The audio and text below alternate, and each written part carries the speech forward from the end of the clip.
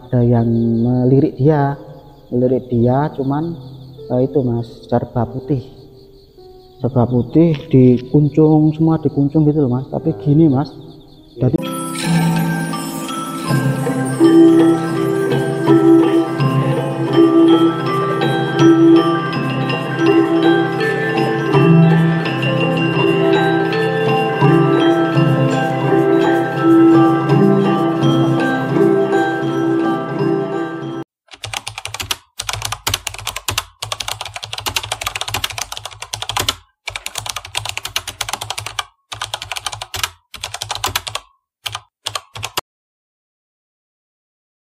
Assalamualaikum lur, saya kali ini bersama Mas Aris kembali lur. Nah ini mau podcast lur, kita sekarang sudah berada di makam tua ya lur ya.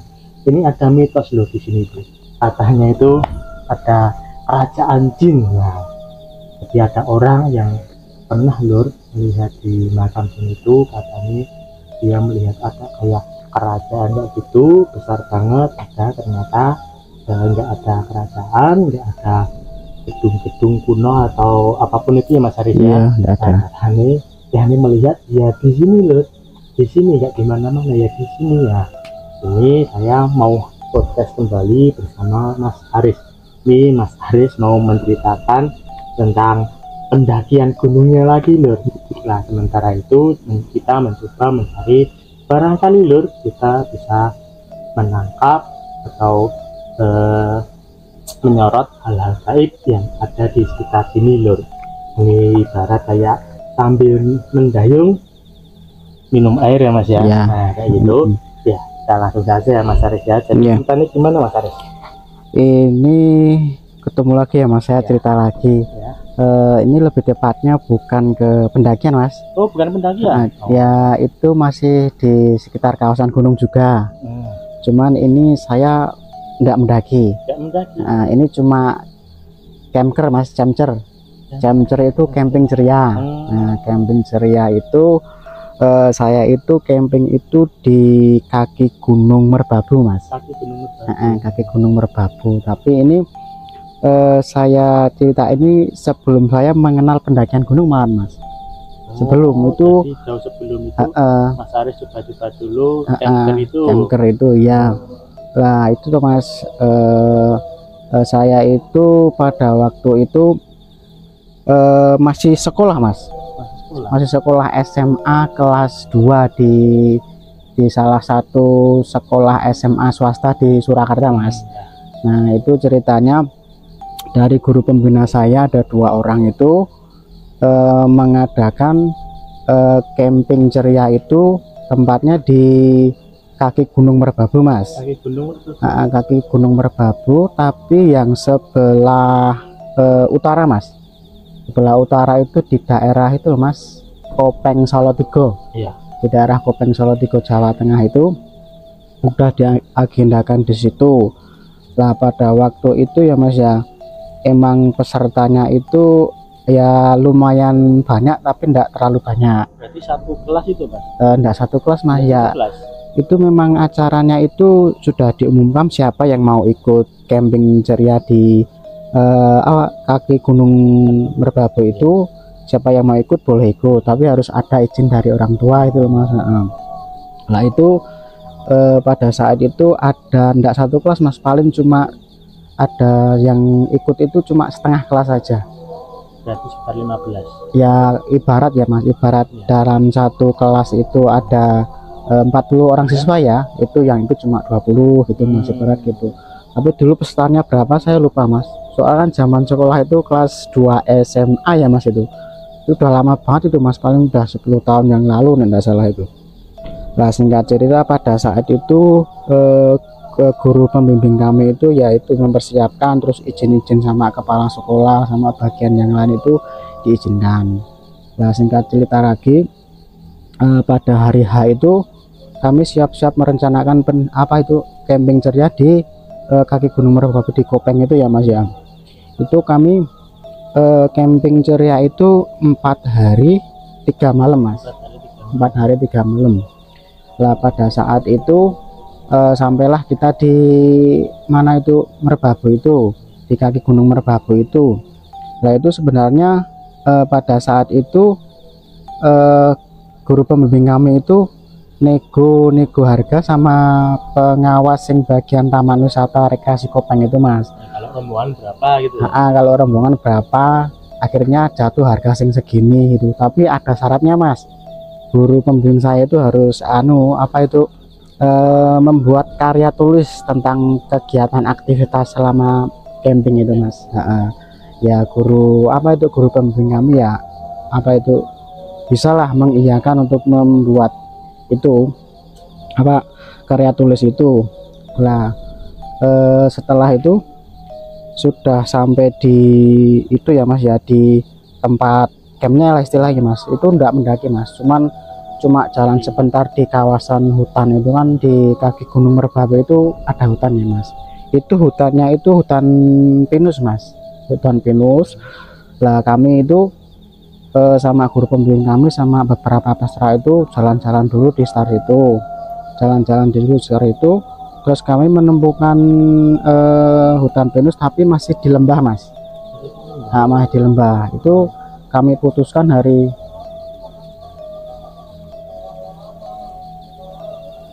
kami dengar ada sesuatu mas Aris ya. Iya, suara ya. Apa itu? Entah kelelawar. Kemungkinan kayak kelelawar cuman berantem. Iya. Gitu. Ya, lanjut lagi mas Aris. Lanjut ya. Terus pada saat itu ya mas ya, kami memutuskan untuk camping di lembah ya mas ya. Camping di lembah itu pada saat itu ada beberapa orang yang bawa tenda ya mas ya. Singkat cerita kami membangun tenda di lembah itu sudah jadi ya mas ya. Sudah jadi itu beberapa menit itu kita itu merasa gatal-gatal mas. Gatal-gatal. Ternyata di situ itu banyak beberapa ada ulat itu mas, ulat bulu itu loh. Nah ulat bulu itu tuh mas. Hasil kita bongkar lagi tendanya, terus kita cari ke tempat yang agak tinggi yang dekat dengan sinar matahari. Nah, kita naik lagi ke agak ke atas lah, nemulah kita di tempat hutan pinus itu tapi tidak ada rumputnya. Kita bangun lagi di situ mas, setelah singkat cerita bangun, kita istirahat. Nah, pada saat itu kan hampir menjelang sore ke malam ya mas ya, kami istirahat ya, ngobrol-ngobrol ringan lah sama peserta sama guru pembimbing kami. Lah singkat cerita lagi, pada saat itu sudah mau petang ya mas ya, itu kami ya siap-siap seperti biasa mau buat acara api unggun, terus kita mau siap-siap buat tempat tidur kita itu. Singkat cerita itu pada saat itu ya mas, saya itu sama teman saya itu ada 3 orang yang istilah itu pada saat itu istilah senior lah. Pada saat itu seniornya ada 3 orang, saya sama teman saya 2 orang. Lah pada saat itu singkat cerita sudah menjelang malam, hampir mau isya ya mas ya, itu kami di di samping tenda itu kan, pada saat itu sebelah kanan kan memang ada jalan mas, terus sing bawah itu kan ada sing lembah sing kita buat camp yang tidak jadi itu loh mas. Tapi sebelah kanannya lagi itu udah jurang dalam mas. Nah, pada saat itu saya itu sama teman saya itu duduk bersebelahan mas, itu pada saat itu dari bawah itu kayak ada orang jalan mas. Dari bawah itu kayak ada orang jalan ya, lewat jalan sing setapak mau ke arah sing camp pertama tadi mas. Mau ke arah jalan setapak itu hitam, saya lihat itu mas. Setelah hitam itu saya lihat, terus dia jalan itu jalannya itu kayak menurut saya bukan pendaki mas, seperti orang jalan biasa mas, tapi hitam tuh jalan gelap itu memang pada saat itu gelap banget pada saat itu. Cuman orangnya yang jalan itu kelihatan itemnya, itu kelihatan itu Berarti bener-bener orang jalan. di kayak istilah kayak di lapangan terbuka kena sinar bulan itu ya Mas ya. Jadi Paling itu. mata bisa mengkondisikan. Iya. Ya. Terus orang itu ya Mas, orang itu jalan itu saya kagetnya gini Mas, orang itu jalan pelan itu belok kanan Mas, belok kanan itu kan saya kira itu mau ke arah camp pertama tadi. Camp pertama kan harus belok ke kanan baru kiri bisa. Nah itu dia itu arahnya itu enggak ke kanan Mas, enggak, bukan ke jalur, jadi langsung ambil ke kiri kan itu sebelahnya sih udah jurang Mas. Jalan tapi anehnya itu pas dia mau ke jurang itu kok masih jalan itu dia itu kayak dia itu ngambang, jadi jalan di jalur setapak itu terus yang ke kiri itu jurang itu dia jalan itu ngambang nggak Mas, ngambang itu tiba-tiba itu hilang, pada saat itu hilang. Pada saat itu saya kaget, masa itu bener-bener orang kok apa itu jalan di jalur terus tiba-tiba ke kiri ngambang terus hilang. Saya pikir itu jatuh, kalau jatuh kan ada suaranya gresek-gresek gitu Mas, itu enggak ada Mas. Itu pada saat itu ya Mas ya, itu sebenarnya yang lihat itu saya sama teman saya, sama-sama lihat itu teman saya. Itu ceritanya nih Mas, dia itu melihat itu juga pas ini saya ya berdua gini Mas, ibarat orangnya di situ ya Mas, berdua itu ngelihat Mas, lihat orang itu jalan itu hampir jatuh ke jurang itu, tapi ndak ada suara orang jatuh di jurang. Lah itu apa benar itu ndak ada Mas, jatuh itu ndak ada. Ibarat kalau benar-benar jatuh kan kelihatan Mas, kan jarak pandangnya ndak terlalu jauh kan, kalau jatuh kresek-kresek itu dia ngambang Mas, masuk apa ke jalur terus ke sebelah langsung ke kiri itu dia ngambang tiba-tiba hilang secara misterius gitu.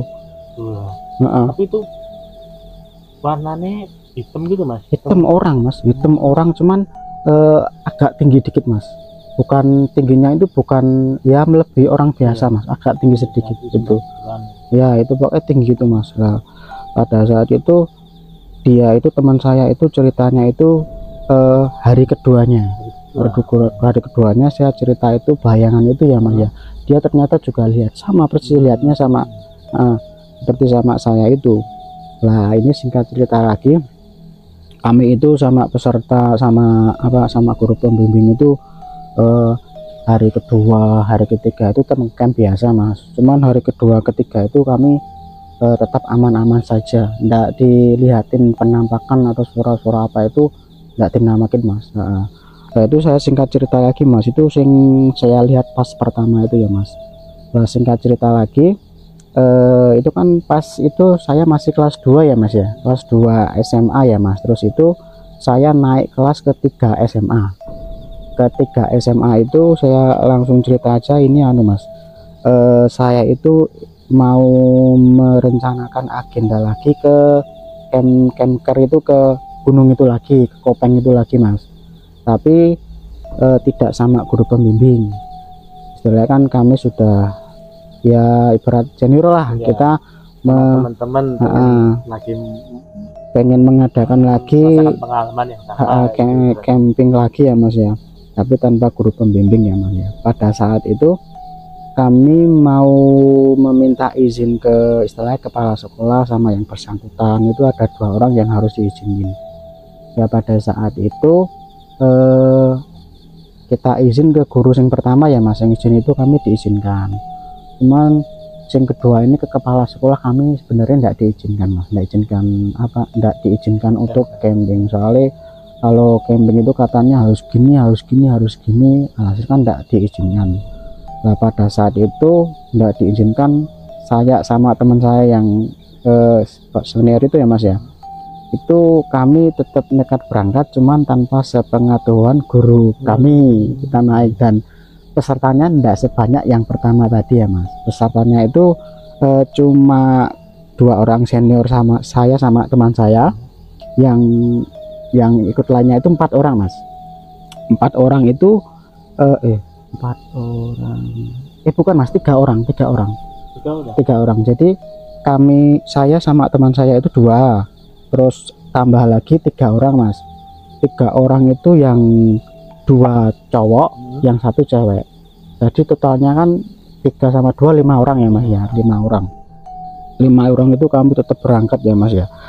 Berangkat dari rumah itu naik bis mas, naik bis berangkat oh mas. Singkat cerita lagi sampailah di Kopeng tadi ya mas ya. Kami itu memilih tempat itu sama sing camp sing pertama tadi mas, sing pertama tadi, tapi sing di atas, bukan sing di lembah, sing di atas. Kita cari yang di atas tapi agak atasnya lagi nah mas. Agak atasnya lagi itu kami istilahnya selesai bangun tenda ya mas ya. Itu di situ kami sama mas 4 hari 3 malam. Nah, hasilnya pada saat itu ada 4 cowok 1 cewek, ceweknya cuma 1. Kita 2 tenda kan, 2 tenda yang 1 buat peserta, yang 1 buat kami senior. Cuman pada saat itu hari pertama itu ya mas, hari pertama itu mas, hari pertama malam ya mas, malam itu pada saat itu kan kami cerita-cerita di luar tenda ya mas. Di luar tenda itu kami cerita-cerita sekitar ya sekitar jam berapa lupa, sekitar jam 9-an mas, kira-kira jam 9-an jam 10-an kami itu cerita-cerita malam itu mas. Pada saat itu kan sebelum jam itu ya mas ya, sebenarnya kan ada orang sing nyetel musik itu loh mas. Nyetel musik itu di dekat desa itu agak keras. Pada saat itu sekitar jam 9-10 itu sudah selesai ya mas, sudah selesai musiknya ya mas, berhenti ya. Beberapa menit itu kami ngobrol itu tiba-tiba itu ada itu mas, dengar lirih-lirih itu suara gamelan kelenengan Jawa itu loh mas. Itu suaranya itu lirih, enak didengar. Saya kira sama teman-teman itu ada acara hajatan atau apa, tapi ini acara hajatan atau apa-apa kok sumbernya itu bukan dari kampung mas, sumbernya itu dari atas Gunung Merbabu itu. Atas Gunung Merbabu itu suaranya itu benar-benar dari atas Gunung Merbabu mas, dari atas Gunung Merbabu. Padahal posisi kami di kaki gunung. Itu lama mas? Itu kami dengar, itu lumayan lama mas kami dengar itu mas, hampir nek saya kira itu setengah jam lah mas, kira-kira setengah jam itu kami itu mendengarkan suara gamelan itu mas. Suara gamelannya itu enak banget mas, didengar lirih.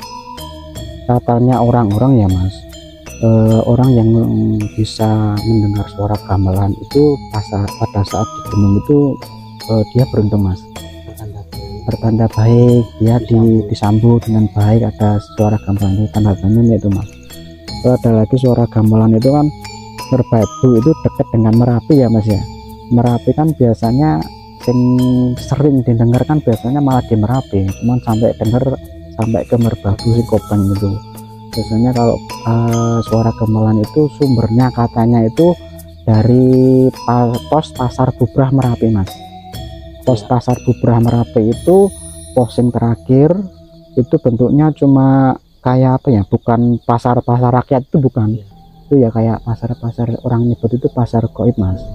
Pasar goib itu cuma ada batu-batu, terus ada apa-apa.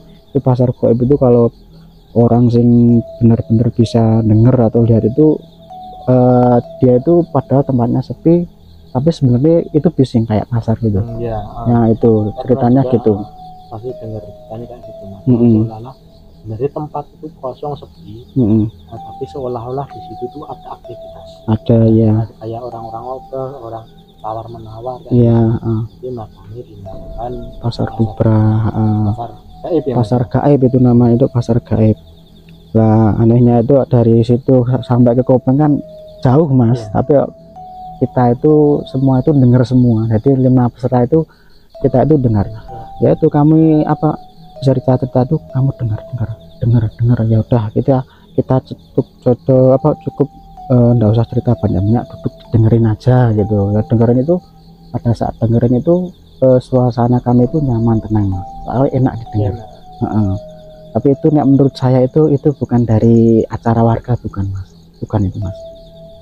Bener-bener dari atas itu suaranya itu kayak menurun ke bawah tapi lirih itu mas. Itu lama mas, hampir setengah jam. Itu hari pertama mas kami dengerin itu ya mas ya. Terus lanjut lagi ke hari kedua, malam kedua ya mas ya. Malam kedua itu sama, kami aktivitasnya ya di depan itu ngobrol sambil buat api unggun. Nah di hari kedua ini mas, kami ya hampir sama malam ya, sekitar jam segitu mas, 9.10 itu kami di luar tenda itu 3 orang di luar ya mas ya.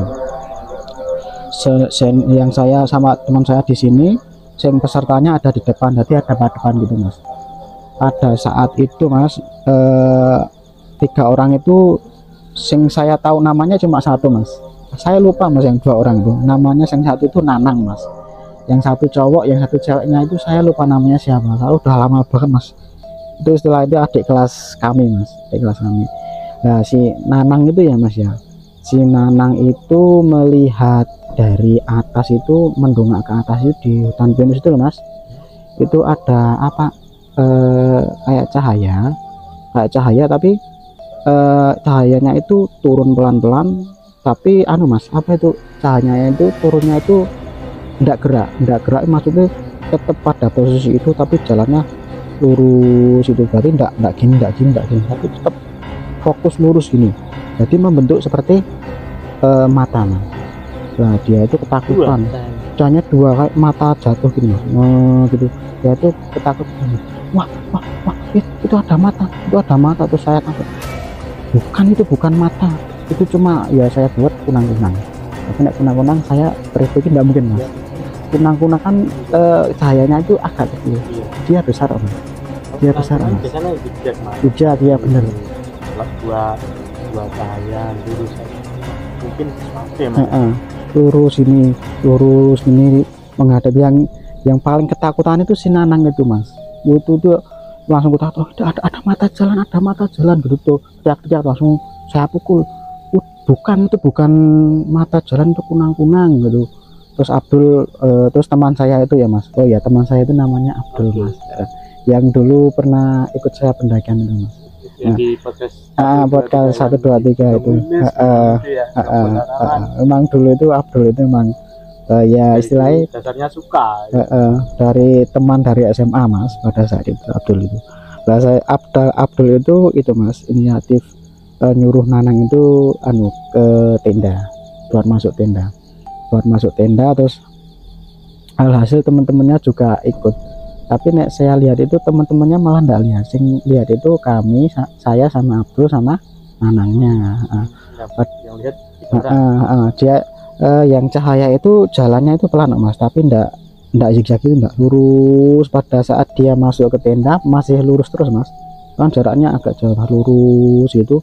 Pada saat itu ya mas ya, Nanang masuk ke tenda, terus 2 orang itu nyusul, masih ada cahaya itu ya mas ya. Saya sama Abdul itu tetap melihat ke arah itu ya mas. Tiba-tiba itu gini ya mas ya, gini lurus terus kayak mata itu misah gini mas, misah 2 gini, cuman tetap enggak zigzag, jadi lurus gitu, tapi gini nih simetris banget mas, gini tiba-tiba langsung hilang mas.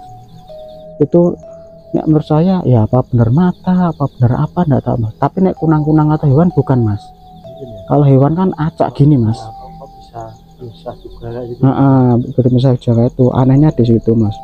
Nah, pada saat itu saya tetap ngontrol sama Abdul ke itu, adik-adik kami itu yang di tenda itu ternyata tidak ada suaranya, udah pada tidur. Nah, saya itu udah aman-aman aja mas. Terus hari ketiga ya mas, hari ketiga malam itu ya mas, sesudah Isya nih, tidak salah mas. Sesudah Isya itu cuacanya itu mendung mas, ya mas. Pada saat itu perkiraan kami apa mau hujan, terus lihat beberapa menit ternyata bener mas, rintik terus hujan deras. Alhasil ya mas ya, kami itu ndak tidur tenda. Sebenarnya pada saat itu mau tidur di tenda mas, ya mas ya, tapi kok hujannya itu terus anginnya agak kenceng mas. Kami nggak mau ambil risiko toh mas, kami ninggalin tenda tapi masih ada dikasih senter di atas biar kelihatan tendanya kalau masih gitu loh, nggak keterbang angin gitu mas. Kita ngungsi itu dari tenda ke toilet mas. Toilet itu ya dari tenda itu kira-kira ya jaraknya berapa meter ya mas, 50 sampai 100 meter. Berarti fungsi ke toilet umum. Ke toilet umum, cuman toiletnya itu masih di tengah hutan mas, di tengah hutan pinus itu mas. Paling jaraknya sekitar saya lihat 50 sampai 100 meter ya mas. Soalnya dekat. Tenda masih Dari gitu kan kita bisa mantau tenda sambil neduh di situ ya mas ya. Neduh di situ ya mas ya. Sambil nunggu reda ya mas ya. Pada saat itu kita tunggu-tunggu ya mas ya. Ternyata itu semalam itu hujannya itu ndak mau reda, tetap deras banget, tapi kita tetap mantau tendanya maksudnya masih ada enggak pada saat itu ya mas ya. Pada saat itu oh iya, sebelum kejadian hujan itu ya mas ya, pada sebelum kejadian hujan itu adik-adik kami yang satu yang perempuan itu ya mas, yang perempuan itu mas minta diantar ke toilet yang neduh tadi, tapi kejadiannya sebelum hujan ya mas. Itu tadi pada saat itu dia itu minta saya yang nemenin, mas temenin ke toilet ya. Ya udah, saya temenin ke toilet ya mas. Saya temenin ke toilet itu, jalan ke toilet itu ya seperti biasa mas, saya temenin sudah, terus kami jalan lagi ke tenda ya mas. Jalan ke tenda lagi itu saya itu merasakan mas, pada saat itu saya sama teman saya itu jalan emang patokannya ke tenda itu ya mas ya, tapi entah kenapa ya mas, tenda kan sebelah kanan ya mas, kami jalan-jalan pelan kan tiba-tiba itu kami kok jalannya ke kiri malah menjauh ke tenda mas, malah menjauh ke tenda. Tidak sampai seakan kami itu ada yang mendorong harus menjauh dari tenda gitu. Iya mas, itu harusnya lurus itu ya, kelihatan tendanya mas, tapi kenapa kok kami jalan lurus kok ke kiri mas, ke kiri tendanya itu malah ke kanan, kami itu malah lah gitu. Mungkin mas adik saya yang cewek itu ya mas ya, itu mungkin enggak gagas, tapi saya gagas mas, kok sama saya yang sadar kok tendanya sebelah kanan kok kami jalan kok ke kiri menjauh dari tenda. Pada saat itu saya pegang adik saya yang cewek itu ya mas, saya pegang sebentar, istirahat dulu sebentar, saya fokuskan dulu mas, fokuskan dulu bener-bener mas, oh emang bener kami itu menjauh dari tenda mas. Pada saat itu kalau mungkin kita jalan itu mungkin tendanya malah hilang mas, tidak kelihatan. Kami istirahat sebentar, terus saya tarik adik saya perempuan itu agak ke kanan, hasil sudahlah kita sampai ke tenda. Mungkin atau faktor itu ya mas ya, mungkin malam mungkin ya mas, malam mungkin, terus posisi tanahnya miring gitu kan, pada saat itu mungkin jarak fokusnya juga kurang fokus atau kurang apa enggak tahu ya mas ya, atau faktor lain saya enggak tahu ya mas itu. Tapi kejadiannya anehnya di situ mas, kok sebelahnya itu miring ke kiri padahal tendanya ke kanan pada saat itu mas. Kiri lurus itu ke arah sing mata tadi loh mas, cerita mata tadi loh, ke arah sing mata tadi, ke arah sing mata tadi, ke arah ke naik ke atas gitu. Nah pada saat itu habis saat itu kan sudah sampai tenda lagi beberapa menit terus hujan itu ya mas ya. Nah pada saat itu pas di di tenda itu ya mas, bukan di mana, di toilet itu ya mas ya, sampai malam itu sampai pagi itu emang pada saat itu hujannya tidak reda mas, tidak reda. Jadi habis hujan itu ya singkat cerita lagi mas ya, sampailah ke pagi hari lah. Ke pagi hari itu kami hujannya udah reda ya mas pagi itu. Alhasil kami tidur di mas, di toilet itu sampai pagi. Nah pagi kembali ke tenda, kami beberes ke tenda kan, hari itu hari sudah kami pulang mas. Kami beberes tenda ya mas ya, kami sudah selesai terus kami pulang. Terus teman saya yang cewek tadi mas, adik saya yang cewek tadi, dia itu katanya di hari kedua pas si Nanang lihat itu loh mas, mata itu, dia itu pada saat itu kan cuma diam saja mas, tidak cerita. Pada saat itu dia itu apa itu melihat di atas ada pohon pinus satu, ada pohon pinus satu, katanya itu ada yang melirik dia, cuman itu mas serba putih dikuncung semua, dikuncung gitu loh mas, tapi gini mas, jadi noleh gini mas, dikuncung gini. Makanya pada saat hari kedua itu itu mas, makanya di hari kedua itu dia mas cuma diam, nggak mau cerita apa-apa. Pada saat itu kan dia nggak cerita mas. Nah ceritanya pas mau pulang itu dia dilihat itu, ya kami kaget, apa iya mas, yang di atas itu kan tadi ada pohon sendiri itu ya mas, ya pohon pinus sendiri itu ada yang ngeliatin saya itu nengok gini, cuman putih-putih ini di anu mas, dikucur gini. Makanya pada saat itu siang kami langsung merinding semua mas, pada saat itu merinding semua pada saat itu. Lah pada saat itu ya kami ya apa itu ngayang dia enggak apa-apa, itu udah pulang dianya. Pada saat itu cuma apa itu ya saya hello sama kita gitu, hello sama kita. Nah, hasil kami pulang sampai ke rumah, terus kami itu ya sama teman-teman sama adik-adik kami itu enggak ada kejadian apa-apa, enggak dikomplain apa-apa, enggak apa-apa. Terus pada saat itu emang sama guru kami itu ya mas, yang kami izin double itu ya dia nggak tahu kalau kita camping itu. Nah itu ya mas ya pengalaman saya sama teman-teman saya sama adik-adik saya di camping di mana Kopeng di kaki Gunung Merbabu itu ya mas ya. Ya itu mas pelajarannya itu mas, kalau apa itu kalau pas camping itu ya apa itu tetap diusahakan kalau bisa izin itu ya dibiasakan tetap izin mas, tetap izin walaupun tidak dapat izin ya pak, pada saat itu ya tetap jangan terlalu nekat banget. Jadi izin sama orang tua, ya maksudnya orang tua tahu, izin sama guru biar orang guru tahu kita pergi kemana. Ya apa kebersamaan juga mas sama teman-teman. Kalau apa itu sama teman-teman ada yang merasa ada yang takut, ada yang jangan, itu malah jangan sampai ditakut-takutin. Di apa aja mas, apa ibarat kejadian ini ya kita belokan, ini bukan apa-apa, bukan itu, jadi buat ngayam-ngayam dia itu. Berat kalau kita sendiri ya jangan terlalu membebani sama kejadian-kejadian yang dialami dia, tapi jangan ditambah-tambahin, itu malah nanti tambah takut ya. Itu apa pelajarannya itu dulu aja mas, nanti lain kali kalau kita mau podcast lagi enggak apa-apa. Mungkin mas Bintang mau nambahin apa, enggak apa-apa. Ya penampakan bayangan hitam dulu ya mas ya. Itu dulu saya pernah cerita sama orang tua saya, ya cuman ya ini melihat sosok yang berbeda. Ya ini melihat sosok kayak kuntilanak gitu mas. Ya ini pas tidur nginep di rumah temannya, depan itu ada kayak tanah lapang kayak gitu mas. Nah cuman dia tiba-tiba melihat ada sosok perempuan pakai baju putih kayak gitu mas.